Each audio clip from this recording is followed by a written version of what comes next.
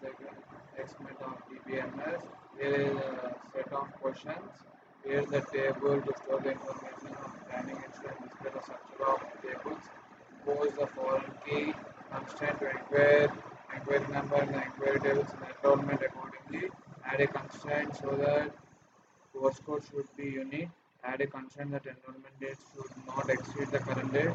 Change the data type of batch code attribute to the character. Avoid the redundant entry of the roll number column by adding the appropriate constraint to the column. Remove the inquiry station column in the inquiry table. Add the email inquiry station in the inquiry table. Copy the enrollment details table to a new table called enrollment new. Drop a unique constraint. Show the inquiry of the current date in the inquiry table. Expand granting privileges for insert, delete, and update to the next users on the course table, and to revoke the privileges the next user. Create a save point sp1. Rename the enrollment date in enrollment tables as end date. Remove the records for the inquiry made in the current date and explain how the transaction is recorded by using the rollback to sp1. These are the set of questions we have to work it out. Here is my school file. These are the tables have been created. Describe source and describe course table name. Describe batch. Describe inquiry. Describe enrollment. Describe fees paid. Alter table enrollment, and your phone says 130 is a register number enrollment table name, and add constraint primary key. This is an inquiry number to the column name. Table has altered. Describe inquiry. No, inquiry table name, inquiry number. These are the columns. Inquiry number, first name, second name, course code, seat, city, pin code, inquiry date and inquiry station. Describe enrollment. These are the columns. Alter table enrollment. Your 14 says 130. And an enrollment table. Add constraint foreign key. Inquiry reference. Inquiry. Your 14 says 130. Inquiry number.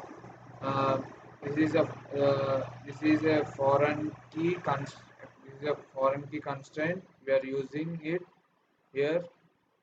Table has been altered. Alter table, table name, and a constraint to be used unique for the batch. For the batch, we have to use the unique. Alter table course and modify course code where character. Here for course code we are using the where character. And the table has been altered. Alter table fees paid and constraint unel unique roll number and table has been altered. So on. Describe the enrollment. Here are the columns. Create a table enrollment new. Roll number constraint to be not null. Inquiry number, batch code, enrollment date.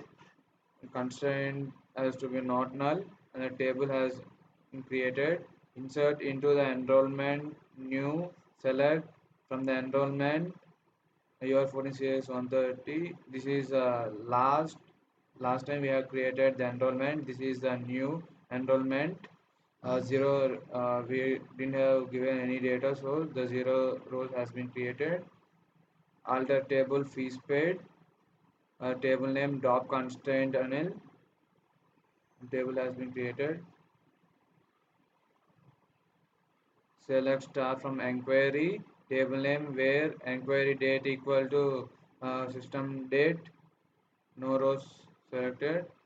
Create user Manoj and identified by the your phone says 130. This is a username and this is a password.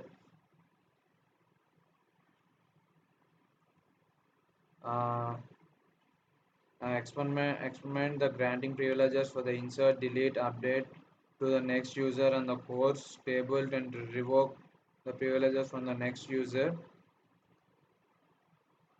This is instruction we have to use: grant, insert, delete, update on the course to the another user. The grant is succeeded. Revoke, insert, delete, update on the course from the another user. Revoke is also succeeded. Create a save point sp1. Save point sp1. Save point has been created. Alter table enrollment year for 130. Rename column enrollment date to end date.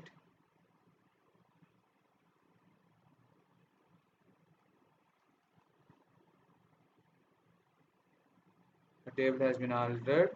Insert into the course table name and the values has also been given, and it has been a row is created. Um,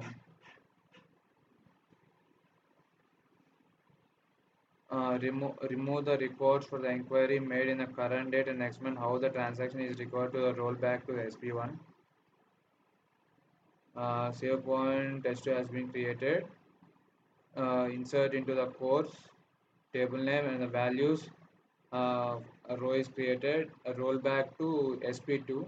The rollback is completed. And click commit. Commit has been completed. And again, we have to uh, add the spool of to store all the information. Thank you.